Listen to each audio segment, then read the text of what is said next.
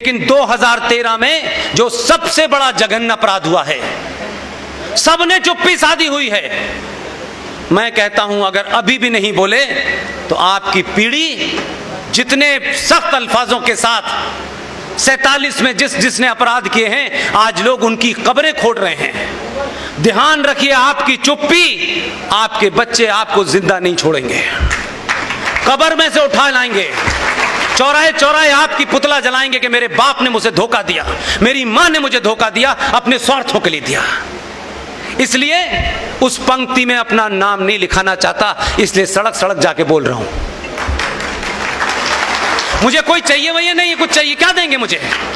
जो कुछ खुद भिख मांगे वो मुझे क्या देंगे? 2013 में भारत की संसद में दिन के अंदर डाका डाला गया।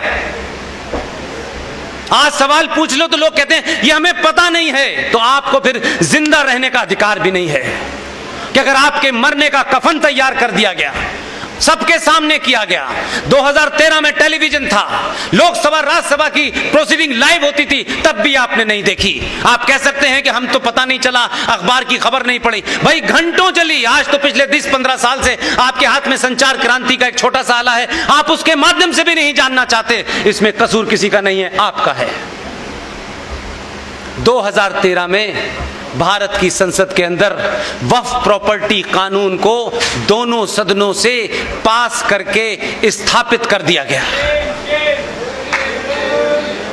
शेम का मामला नहीं है, शेम तो बड़ा लाइटर वर्ड है।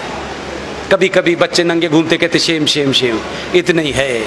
इसकी इंटेंसिटी नहीं समझ रहे आप। वक्फ प्रॉपर्टी कानून का सेक्शन 40 एक सेक्शन बता रहा हूं मैं। सेक्शन 40 वक्फ प्रॉपर्टी कानून 2013। ये बड़े बड़े मठ, ये बड़े बड़े अखाड़े, ये बड़े बड़े ट्रस्ट, ये मंदिर, ये कोठियां, 5 कारें, 4 बीघे में मकान, 20 बीघे में फार्म हाउस आपका नहीं है। अपनी अपनी दुकानें चलाइए। ये मेरा आश्रम है, वो मेरा मठ है, मैं यहां का ठेकेदार हूं, मैं वहां का ठेकेदार हूं। आप कहीं के नहीं, आपको पता ही नहीं है। आप सिर्फ समय पास कर रहे हैं, क्योंकि सच बोलने की हिम्मत नहीं है। जब सच बोलोगे तो अपना कुछ छोड़ना पड़ेगा। सेक्शन 40 ने यह ताकत दी है भारत की पार्लियामेंट ने। वक्फ प्रॉपर्टी कानून 2013 में वक्फ बोर्ड के 2 जाहिल मौलाना इसी डीएस कॉलेज के हॉल के बाहर इसका मुआयना करें, आपको बताएं या ना बताएं। कानून है ये, और उसमें कहा गया है 40 में, if they feel, if they understand, अगर उन्हें ये लगता है और उन्हें ये महसूस होता है कि ये हॉल वक्फ की प्रॉपर्टी पे बना हुआ है। वो कानून क्या कहता है अगली लाइन में? वो 2 बेवकूफ किस्म के मौलाना जो यहां जाएं और कहें कि ये डीएस कॉलेज का हॉल जो है ये वक्फ प्रॉपर्टी पे बनाए, हम ऐसा मानते हैं, ये कानून कहता है।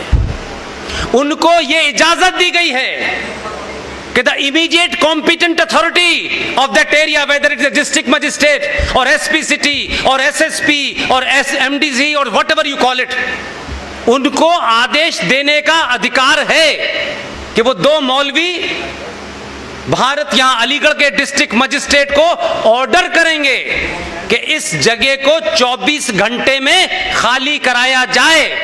डिस्ट्रिक्ट मजिस्ट्रेट को उनका ऑर्डर मानना है, उसको लागू करना है। 24 घंटे में आपको बाहर फेंक करके चाबी वक्फ बोर्ड के पास चली जाएगी। आप अपना कागज दिखाइएगा। आपके उस कानून के तहत यह कह दिया गया है कि आप हाई कोर्ट जाएंगे तो हाई कोर्ट को यह आदेश है कि वो इसकी सुनवाई नहीं करेगा। कानून के हिसाब से वक्फ प्रॉपर्टी बोर्ड का जो ट्राइब्यूनल है उसमें आपको अपनी अर्जी लगानी है। जिसने आपका कत्ल किया है उसी से आप भीख मांगेंगे ये जमीन मेरी है। 90% इस देश में यह काम चालू हो गया है। आपके पास कोई कानूनी तरीका नहीं है। आंध्र प्रदेश हाई कोर्ट ने एक ऐसे ही केस की सुनवाई की और उस सुनवाई में जो ऑब्जर्वेशन दिया है उसमें साफ साफ लिखा है, as per the law passed by the Parliament of India in 2013, we are not entitled to hear any kind of petition. You have to go to the Waqf board. आपको वक्फ बोर्ड में जाकर के मिन्नतें करनी है कि उनको नहीं साबित करना है, उनसे कोई डॉक्यूमेंट नहीं पूछा जाएगा. इसकी ताजा मिसाल अभी 2 महीने पहले हुई है, आपके सामने इसलिए रख रहा हूं कि कुछ भी ऐसा नहीं है कि हो रहा है आइसोलेशन में आपको पता नहीं है.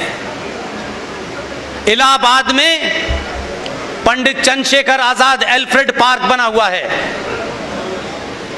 उस एल्फ्रेड पार्क में देश के तमाम महानुभाव टहलने जाते हैं. हम कितने इग्नोरेंट हैं, कितने कायर हैं, कितने मक्कार हैं, क्योंकि हम ये चाहते हैं कि हमारी लड़ाई, भगत सिंह लड़े, हम क्यों लड़ेंगे, हमसे क्या मतलब है, हम तो टहलने आए हैं. ये क्या हो रहा है, होने दो. उस पार्क के अंदर कुछ पागलों ने कब्रें भी बना दी, मजार भी बना दी, और वहां एक कुछ क्या बोलते हैं उसको, मस्जिद भी बना दी. ये काम बड़े बड़े वकील नहीं करते, बड़े बड़े संगठन नहीं उठाते. वैसे वो 24 घंटे राष्ट्र में लगे हुए हैं. पंडित हरिशंकर जैन,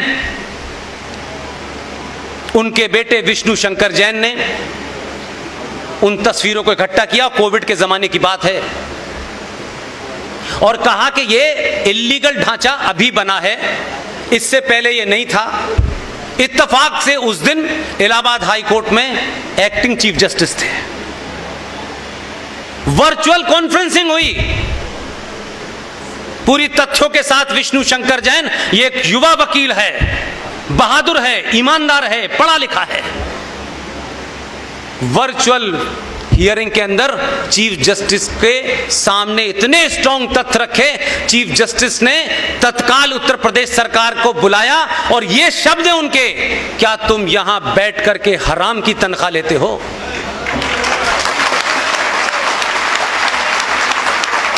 बाध्य कर दिया विष्णु शंकर जैन ने, acting chief justice Allahabad high court को ये शब्द बोलने पड़े, और उन्होंने कहा कि अगली डेट से पहले मुझे पूरी रिपोर्ट सबमिट करना. हम गली गली, मोहल्ले मोहल्ले, संजय पार्क में, सड़क के किनारे, एक्सप्रेसवे पे, पुल के नीचे, कहां कहां आप मज़ारों और मस्जिदें बन रही हैं, उससे लड़ेंगे.